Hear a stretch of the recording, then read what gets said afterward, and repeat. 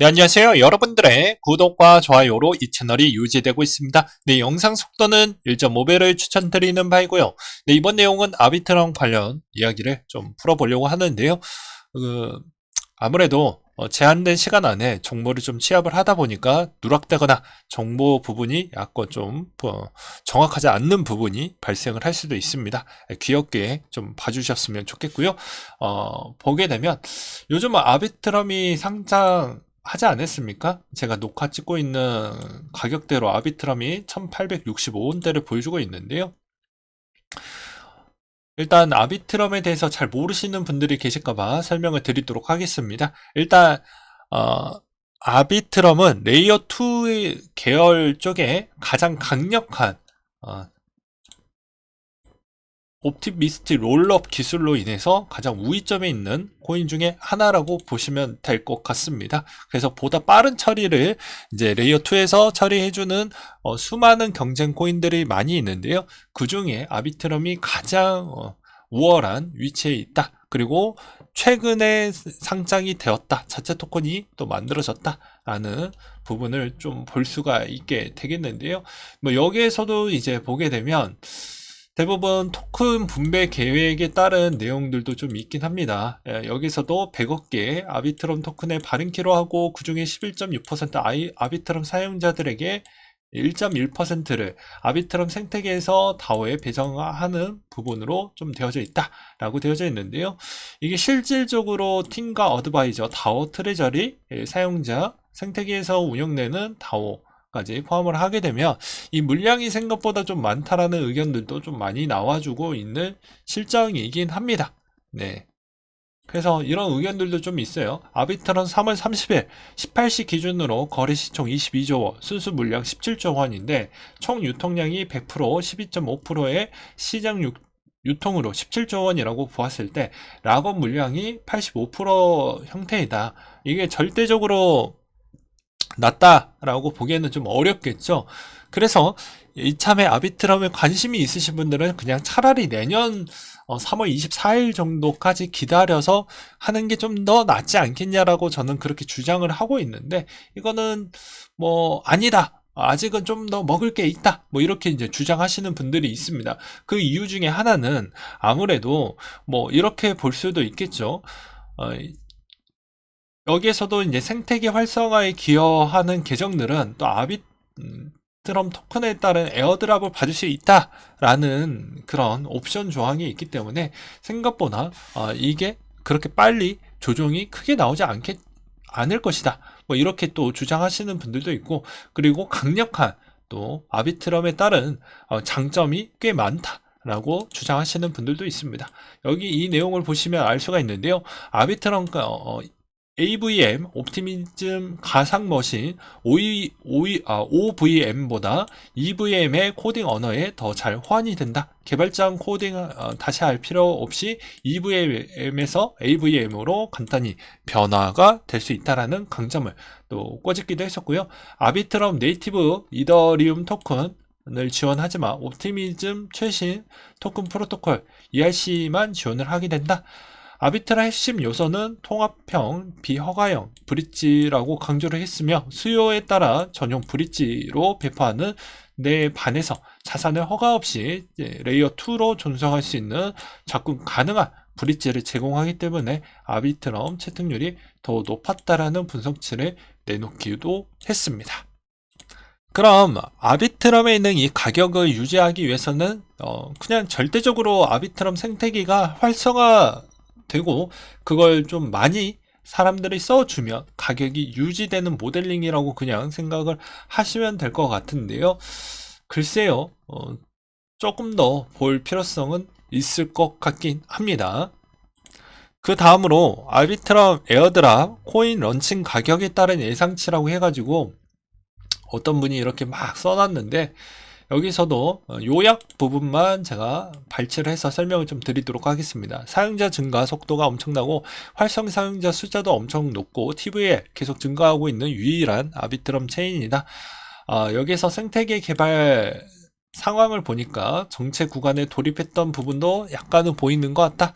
굵직한 개발은 대충 마무리가 됐고 알파, 데모, 파일럿 이미 나왔고 각 프로젝트 다음 단계로 훌쩍 뛰기 위해서는 돈이 좀 필요한 것 같다.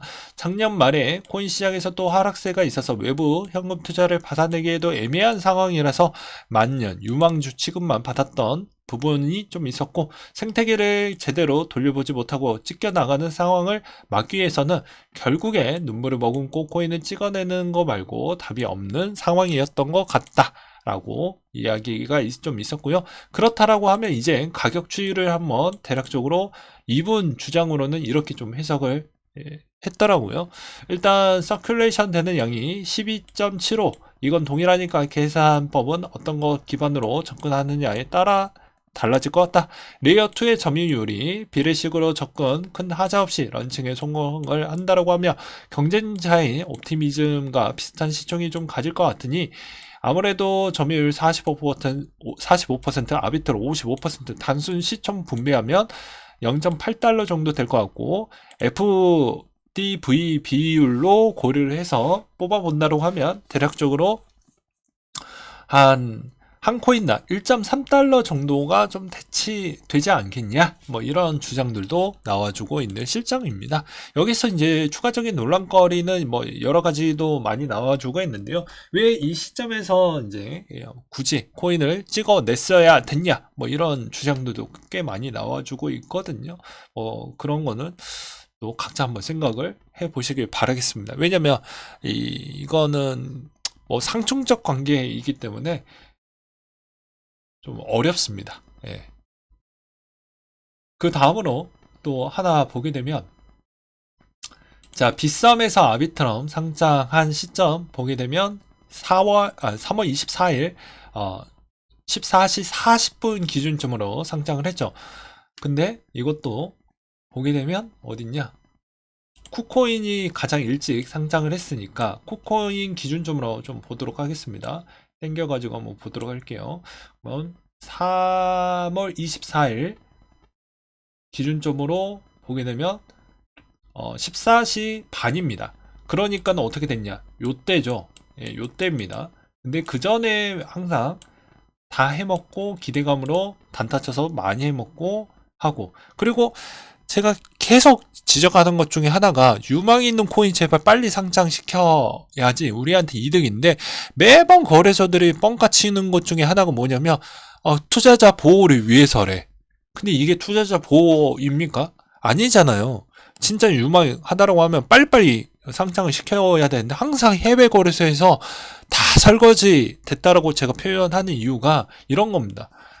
상장시켜도 나머지 거래소보다 좀 더 빨리 상장시키면 후순위 거래소에서 상장되는 그 파이 정도는 우리가 먹을 수가 있잖아요. 그러니까 그런 게 좀 답답하다라는 겁니다. 그리고 나서 상장되고 나서 쭉 또 밀리고, 그리고 업비트가 가장 또 늦게 또 상장이 됐죠. 업비트 기준으로 한번 보겠습니다. 네, 3월 30일 15시 기준점입니다. 이것도 보게 되면 자 3월 30일 15시 기준입니다. 네, 15시 이때죠? 네, 이때입니다. 요때예요. 예. 요때입니다. 업비트가. 그러면 그 전에 이제 업비트 상장 남았네. 빨리 또 한번 좀 들어가서 좀 파이도 챙겨 먹자. 먹었죠. 우리는 상장이 이제 막 되어서 사람들이 기다리고 있는데 말이죠. 그러면 당연히 이때 있었던 사람들은 어떻게 될까요? 여태까지 또 밀렸을 거 아니겠습니까? 물론 이제 여기 후속으로 올라가는 부분은 또 별개로 또 두고요. 그렇기 때문에 이런 게 좀 아쉽다라는 겁니다.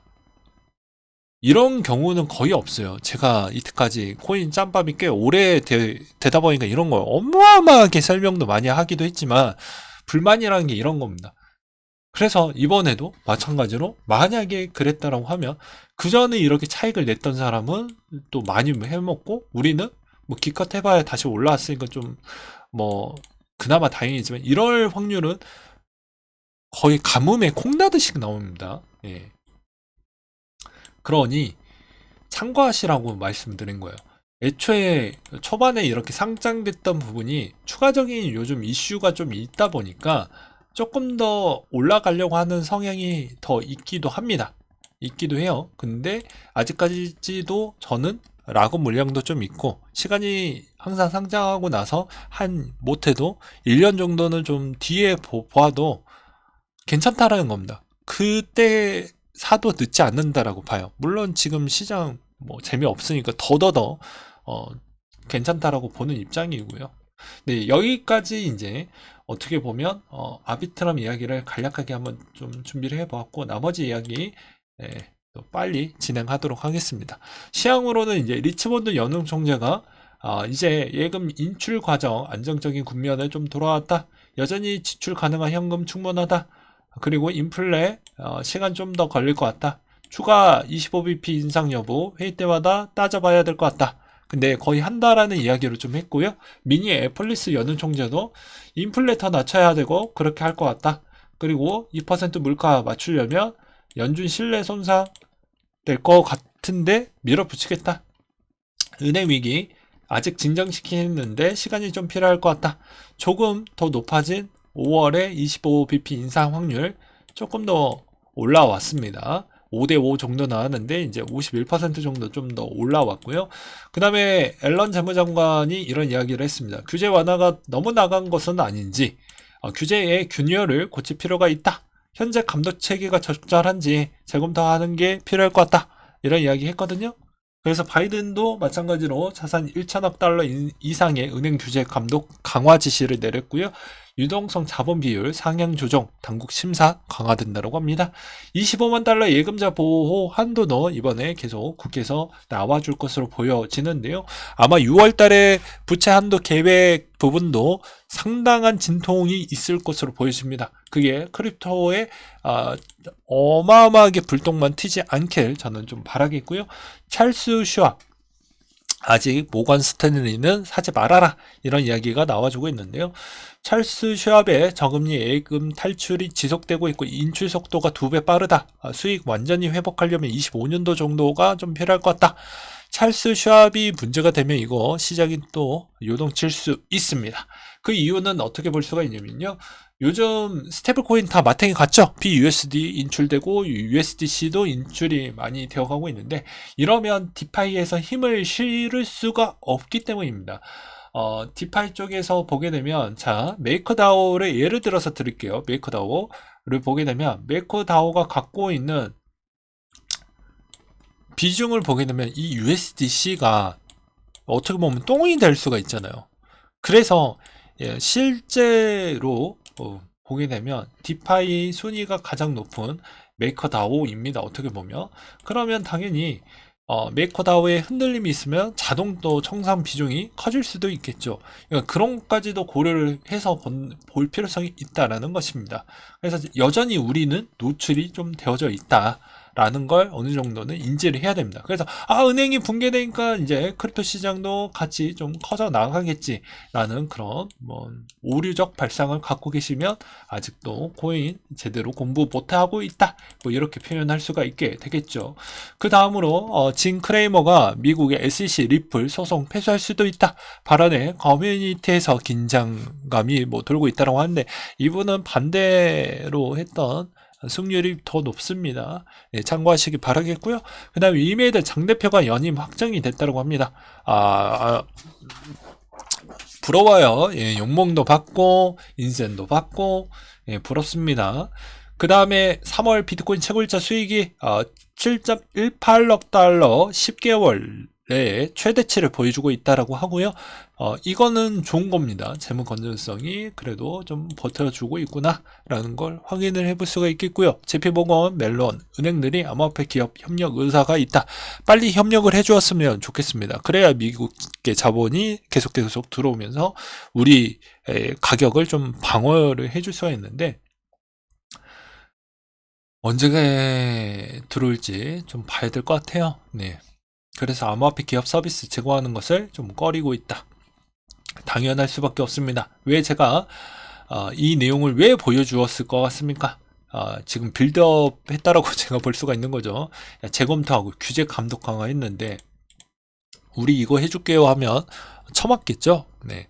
태국 증권 당국의 개인 투자자 암호화폐 ICO 투자 상한 해제가 들어왔다고 해서 태국계 자금이 좀 많이 들어와 주길 좀 바라는 입장도 없지 않아 있고요.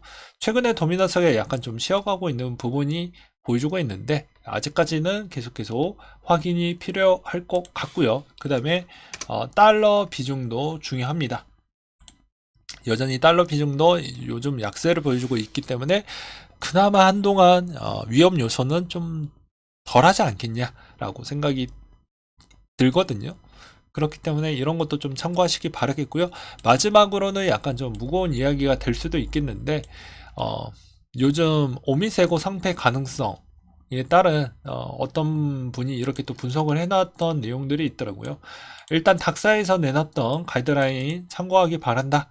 그리고 닥사 회원사에서 오미세고 유의 지정했고 그 다음에 정상적으로 운영되지 않는 사실을 확인했다라고 했으며 개발이 중지되거나 운영되지 않은 코인들 상장 폐지 가이드라인에 들어간 것을 암시를 했다.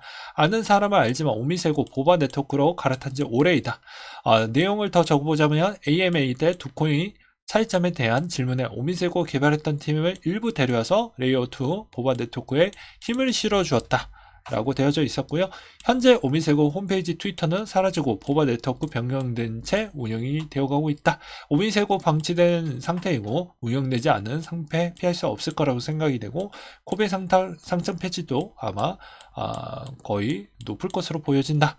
최근에 세럼도 마찬가지로 그렇게 언급이 되어가고 있는데 일단 제가 드리고 싶은 메시지는 무엇이냐면 너 저번에 오미세고 좋다라고 이야기하지 않았냐 라고 이야기를 하기도 했습니다. 근데 왜 그러냐면 오미세고를 들고 계셨던 분들이 에어드랍용으로 보바를 받았기 때문에 둘이 상중적 관계는 필요합니다. 근데 이 4번은 저도 알고 있었던 내용이었습니다. 이 말의 의미는 이미 여러분들이 대부분 손실폭이 클 거 아니겠습니까? 그래서 손이 잘 안 나가요. 매도라는 이 버튼이 잘 안 나갑니다. 무슨 말을 하고 싶냐면 마이너스 한 80, 90% 됐다라고 하면 어차피 이러지도 못하고 저러지도 못하니까 그냥 내버려 두셔라 라고 이야기를 했던 겁니다. 반면으로 본다라고 하면 왜냐? 이거 확전 손실 되어봐야 의미 없고 우리가 예전에 있었던 문제 있었던 코인들 아직까지도 뭐 아인스타디움 뭐 이런 코인들 있지 않습니까? 네, NXT 같은 코인들 그런 애들도 아직까지는 존재를 합니다. 네. 근데 그런 애들이 나중에 일단 살아있으면 언제든지 한 번쯤은 그래도 그 구간에 맞춰가지고 펌핑이 나오긴 합니다. 예. 그 이유 중에 하나는 무엇이냐면요. 레이어2는 저번에도 이야기를 했지만 이걸 이해를 하셨던 분들은 아마 이해를 할 것 같은데 여기에서 옵티미스틱이 가장 큰 단점을 쉽게 이야기하면 얘네들이 물량을 다 소화할 수가 없습니다. 지금의 기술력으로는요. 그렇기 때문에 대부분 다 쓸 수밖에 없다라는 겁니다. 그리고 이게 꼭 옵티미스틱 롤업하고 JK 롤업이 이게 아무리 최적화가 됐다고 해도 해당에 있는 코인의 성향과 그 다음에 그 프로젝트가 어느 정도의 호환성과 여러 가지 측면에 따른 이점이 맞아 떨어져야지만 이게 괜찮다라고 볼 수가 있는 것이지 꼭 이게 다 이 시장을 제패해 줄 거야 이렇게 보면 안 된다는 겁니다. 그래서 그런 이점으로 보았을 때도 오미세고가 어느 거래소에 어느 정도 남아져 있다고 하면 그쪽으로 좀 넘겨놨다가 하는 게 맞고 나는 그걸 확실하게 맘먹고 손실할 수 있다 손절 칠 수 있다 라고 한다라고 하면요 하셔도 상관은 없을 것 같은데 규모가 크면 웬만하면 저는 좀 차라리 시기를 기다렸다가 매도 치는 게 맞지 않겠냐라고 저는 말씀을 드리고 싶습니다. 네, 개인적으로는요. 네, 이상으로 마치도록 하겠습니다.